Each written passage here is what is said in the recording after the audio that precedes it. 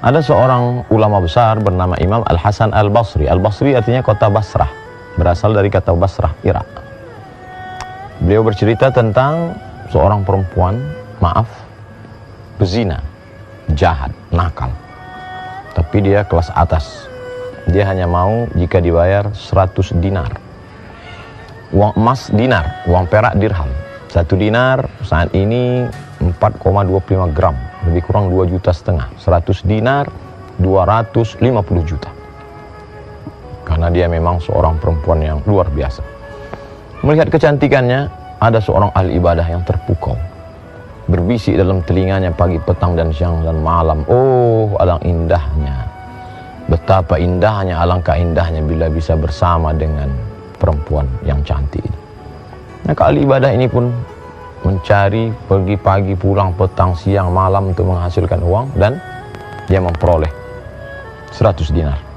Maka dia nekat mendatangi perempuan itu dan memberikan ini 100 dinar. Ketika perbuatan itu akan dilakukan, tiba-tiba saja laki-laki ahli ibadah itu merasakan dalam hatinya rasa takut kepada Allah Subhanahu wa ta'ala. Sehingga dia pun segera berkata, wahai perempuan, ambillah uang 100 dinar ini. Aku tidak jadi melakukannya. Perempuan itu terkejut. Dan dia katakan, oh, tidak bisa begitu. Ambillah uang 100 dinar. Tidak. Kamu tidak boleh keluar. Lalu kemudian apa yang terjadi? Laki-laki ahli ibadah itu berkata,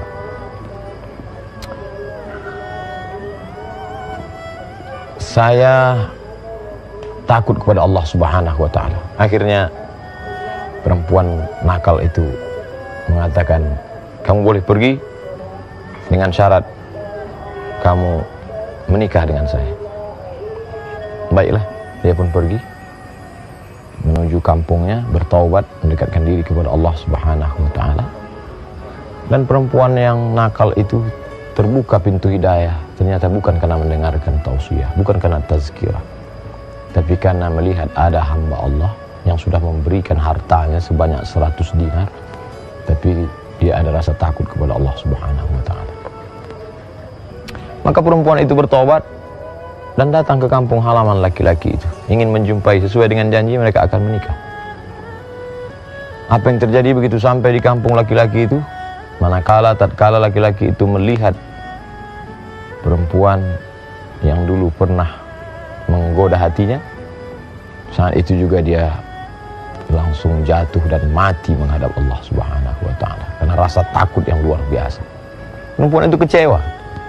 Kenapa tiba-tiba orang yang dia anggap menjadi pintu sebab hidayah taubatnya mati menghadap Allah?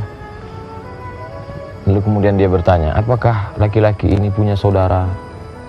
Mereka menjawab, penduduk kampung berkata, ya, dia punya saudara kandung. Kalau begitu aku menikah dengan saudara kandung. Akhir kisah mereka pun menikah. Apa pelajaran yang dapat kita ambil?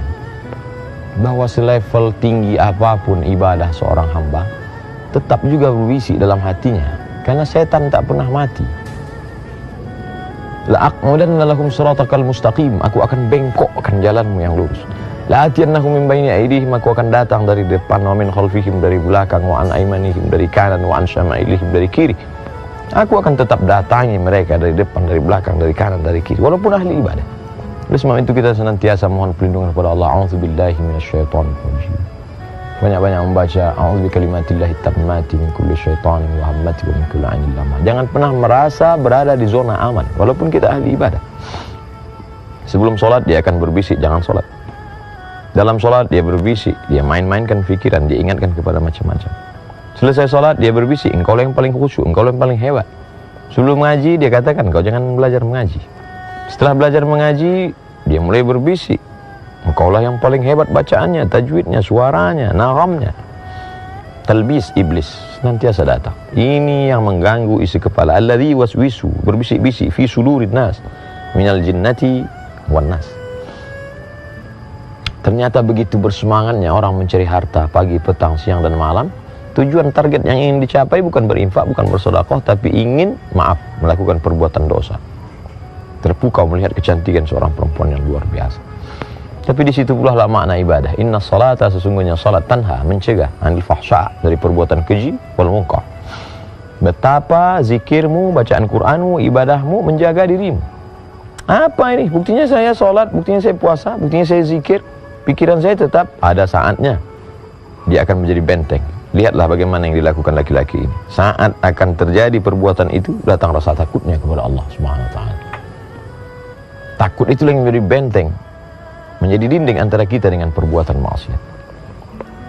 Pelajaran yang ketiga, bahwa ada orang yang taubat karena mendengar khutbah, ada orang yang taubat karena mendengar ceramah. Tapi apa yang terjadi pada perempuan ini? Dia taubat justru karena melihat ada rasa takut dari seorang hamba Allah Subhanahu wa taala. Ketakutan seorang hamba ahli ibadah itu yang membuat dia bertaubat.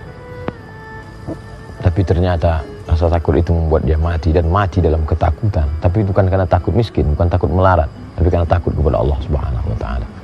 Dan akhirnya perempuan yang bertobat itu dipertemukan Allah dengan orang yang baik, dengan saudara orang baik. Begitulah Allah memberikan jalan kebaikan. Bahwa di awal hidup kita pernah salah, pernah berdosa, pernah silap, pernah khilaf, pernah melakukan perbuatan maksiat. Siapa yang tak pernah bersalah? Siapa yang tak pernah berdosa?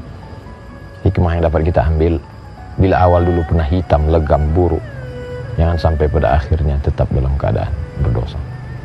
Mari kita perbaiki diri, mudah-mudahan kita selalu dalam bimbingan Allah Subhanahu wa taala. Terima kasih. Assalamualaikum warahmatullahi wabarakatuh. Assalamualaikum warahmatullahi wabarakatuh. Hai sahabat religiwan semuanya, semoga usia bertambah, istiqomah juga semakin bertambah, amal bertambah, maka bertambah pula kesiapan kita untuk tetap menebar kebaikan. Assalamualaikum warahmatullahi wabarakatuh.